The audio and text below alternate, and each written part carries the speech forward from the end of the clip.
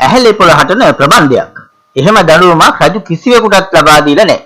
එහෙමනම් මොකද වුනේ? මෙන්න සත්‍ය කතාව. මෙම වැඩසටහනේ පළමු කොටස තුල ජනකතා හා සාහිත්‍ය තුල ඇහැලේ පොළ කතාව විමසා බැලුව අපි අද මෙම කතාව සාමාන්‍ය සාහිත්‍ය නොවන එහෙත් කතාවට අදාළ කාල වකවානුන් තුල වටපිටාවේ සත්‍ය ලේඛනවල දැක්වෙන ආකාරයට විමසා බලමු. එකල එනම් 1812න් පසුව ලංකාව පාලනය කළ දෙවන ආණ්ඩුකාර වූ රොබර්ට් බ්‍රවුන්රිග් 1815 ජනවාරි 13 සිංහල රජුට විරුද්ධව යුද ප්‍රකාශ කරනවා. මේ කාරණයට උපදෙස් දෙන්නේ ඇහැලේපොළේ නිලමේ විසින්.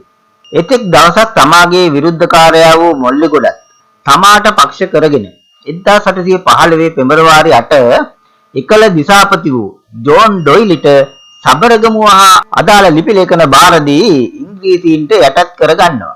1815 පෙබරවාරි 14 ඉංග්‍රීසි වටලන විට කන්ද උඩරට මිනිසුන්ගෙන් තොර හිස් බිමක්ව තිබුණු බවයි කියවෙන්නේ.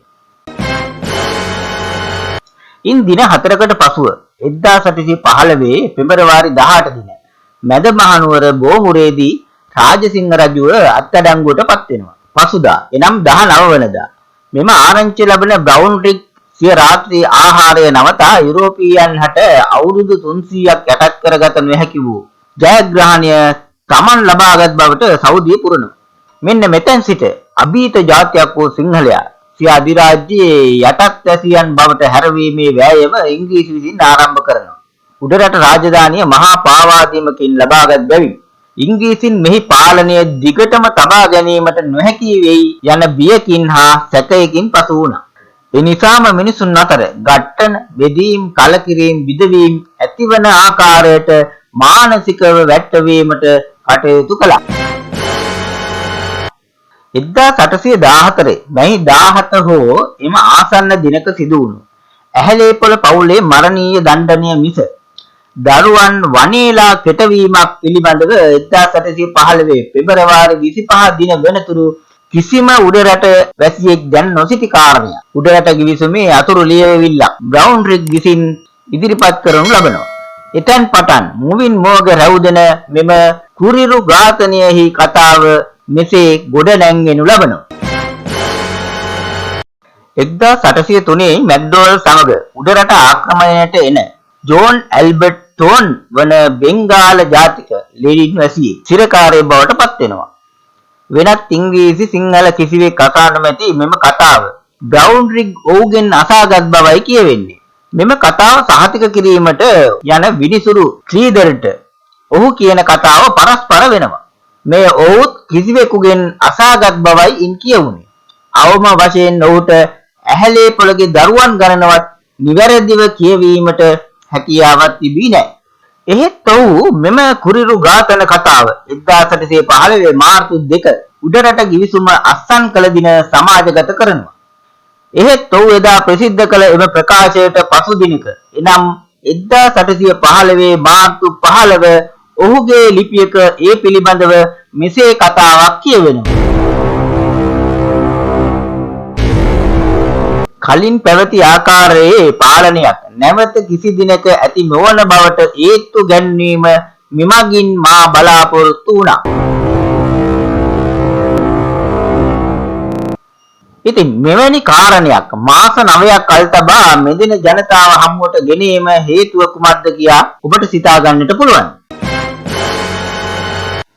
අපි කවුරුත් දන්නා ජෝන් ඩොයිලි දිසාපති මෙම කාරණේ දැනගත් දින ආණ්ඩුකාරයාට ලියුමක් යවන නමුත් එහිද මෙවැනි ඝාතනයක් ගැන සඳහන් කරන්නේ නැහැ. ඔහු එහි සඳහන් කරන්නේ ඇහැලේපොළ පවුලට දඩුවම් කළ අතර පුස්සැල්ලේ අධිකාරම කපා කොටා මිලේච්ඡ ලෙස ඝාතනය කළ බව පමණයි. කෙසේ වුණත් ඇහැලේපොළ ඇතැම් විටක දෙවන රජුරුව නමින් ගෞරව ලෙස නම් කළත් ඔහු රාජහා දේශද්‍රෝහියෙකු ලෙස කටයුතු කළ බව පෙනෙන්නට තිබෙනවා. රජුගේ චෝදනාව පරිදිම ඔහු ඩොයිලි සමග ලිපි ගනුදෙනුවක 1814 පළවෙනි මාසයේ 31 මෙසේ කියනු ලබනවා. උඩරට නීතිය දන්නා ඔහු සිය පවුලට ලැබෙන දඬුවම දැනම සිය පවුල අතරමං කොට ඉංග්‍රීසි ළඟට පලා යාම සිදු කොට තිබෙනවා. එහෙත් 1815 ඉංග්‍රීසි ආණ්ඩුව මගින් ඔහු රජකම බලාපොරොත්තු වුණත් ඒ වෙනුවට දුන් මහා අධිකාරම් ධූරය ඔහු බාර නොගැනීම නිසා එම පදවිය මොල්ලිගොඩ ලබා ගන්නවා.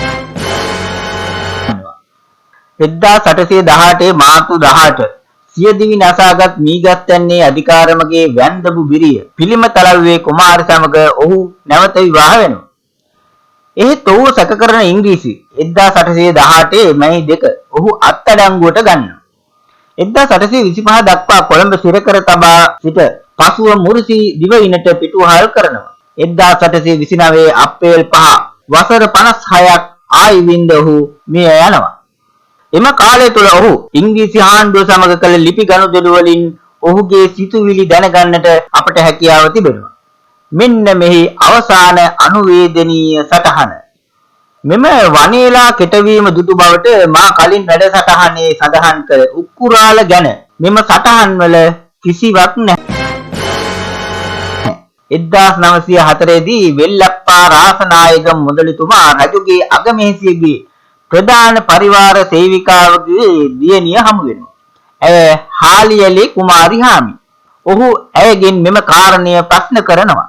මෙම කිසිවක් නොදන්නා අය පුදුමයෙන් අම්මා ඇයට කියූ කාරණාව මෙලෙස පහදනවා. ඇහැලේපොළ රාජද්‍රෝහියෙකු විට රජතුමා විනිශ්චය සභාව කැඳවූ කල ඇමතිවරු වරදකරු උල තබා මැරීමට නිර්දේශ කරනු ලබනවා. එහෙත් වරදකරු නොමැති බැවින් දරු පවුලම හිසගසා මරා දැමීමට නියම වෙනවා. එහෙත් රජතුමා කුඩා දරුවන්ගේ හිසගසා දැමීමට විරුද්ධ වන නිසා සියලු දෙනා ජලයේ ගිල්වා මරා දැමීමට තීන්දුව කරනවා. නීතිය එලෙසම ක්‍රියාත්මක වනවා. සත්‍ය කතාව එසේනම් මෙම සිංහල රාජත්වය යලි කවදා හෝ ඇති නොවන්නට රොබර්ට් බ්‍රවුන්රිග් ආණ්ඩුකාරයා විසින් ගැසූ ගැටයක් නොවන්නේද යන්න සිටීම ඔබට පාර කරමින් අද අවුල් හැරය ගෙන ඇහැලේපොළ අනුවේදනීය කතාව මෙතනින් නිමාවටපත් කරනවා.